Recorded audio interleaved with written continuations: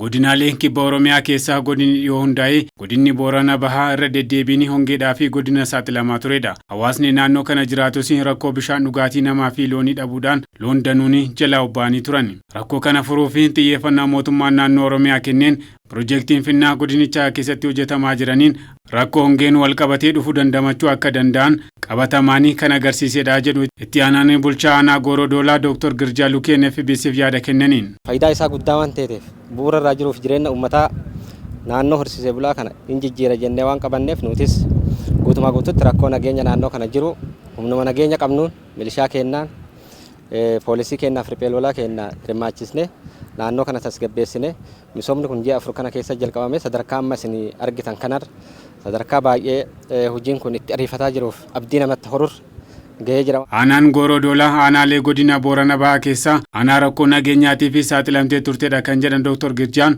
rakkoon sun amma furamee gandoonni aanichaa hundi misoomatti galaniiru dubbatu. Sochiin amma jiruun haala amma jiruun ji'a 5 kana keessatti opereeshinii qindaa'aa raayyaa ittisa biyyaa godina waliin taane qindoomina qaamolee nageenyaa kanaan ji'oota 3 kana keessa sochiin nageenyaa kabachisiisu aanaa Goorodoolaa keessatti gaggeeffamaa ture. Haala gaariin gaggeeffamaa jira. Haalli nageenyaa tasgabbaa'aa jiraachuu isaa kan ittiin mul'atu keessaa tokko piroojeektii kana waan ta'eef haalli amma jiru abdachiisaadha. Aanaaleen godina Boorana Bahaa gammoojjii ta'uu isaaniitiin horsiisa looniitiin alatti xiyyeeffannaan qonnaa fi kenname akka hin turre bulchaan godina Boorana Bahaa obbo Abdurrazaaq Huseen himuun ilaalchaan loon horsiisuu qofarraa godinichi gara qonnaattis akka hirmaatuufis piroojeektonni Finnaa hojjetamaa jiran agarsiiftuu ta'uudha kan isaan himani. Iddoon amma itti oomisha kana yookiin tajaajila kanatti jalqabuudhaaf piroojeektiin kun kennaa jiru gara hektaara 30ti.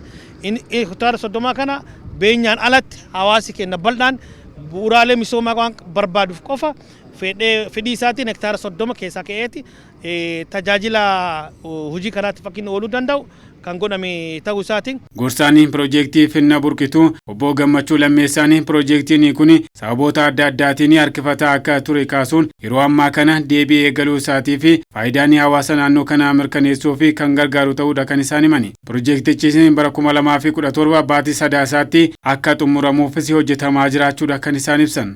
Piroojeektiin kun tureera haala nageenyaatiin tureera baay'ee yeroo dheeraaf haala nageenyaatiin tureera haala nageenyaa erga furame immoo kontiraaktarri gara hojiitti galuuf wanti baay'ee sappilaay gochuu qabu jira. Daamtiraakonni jiru, maashinoonni adda addaa kan barbaachisan jiru. Isaaniinis yerootiin galchuuf yerootti fudhatee jira. Amma garuu haala gaarii ta'eetiin jalqabee jira. Ammallee kontiraaktarri kun yeroo qabeessatti xumuruu dirqama isaati. Isaan xumuru ta'e immoo wanti amansiisaa ta'e, wanti isa rakkise amansiisaa ta'e yoo jiraate yeroo dabaltaaf wanti qabatamaa ta'e sana alaa garuu koostii masaasaatiin kisaara masaasaatiin xumurachuu qabata. Almost barri 2016 amma xumuramee jira. Bara 2017 naannoo walakkaatti piroojeektiin kun xumuramuusaa dirqama ta'a jechaadha. Hoogganaan biiroo jallisii fi horsiisee bulaa Oromiyaa Injiinar Girmaa Raggaasaan piroojeektota Finnaa akka naannoo Oromiyaatti 73 ijaaramaa jiran keessaa piroojeektiin Finnaa burqituu tokko ta'uu kaasanii yeroo ammaa kanas akka xumuramuu fi hojjetamaa jiraachuudha kan isaan dubbatan. Kaayyoon piroojeektii kanaa naannoo gammoojjii keessatti hanqina roobaa lafa jirutti bishaan kuusuudhaan tokkoffaa dhugaatii beeladaatiif akka oolu, lammaffaa itti fayyadama bishaanii kan uummataafis akka ta'u, sadaffaa irratti immoo akka waliigalaatti hawaasa horsiisee bulaa kana gamiisaan dabalataan qonna oomishachuu akka danda'uuf galtee akka ta'uuf jechaadha kan inni hojii ijaaramaa jiru. Hiikoon inni dinagdee keessattis keessattuu immoo rakkoo hawaasummaa hiruudhaaf dhugaatii bishaaniitiif oolu baay'ee guddaadha.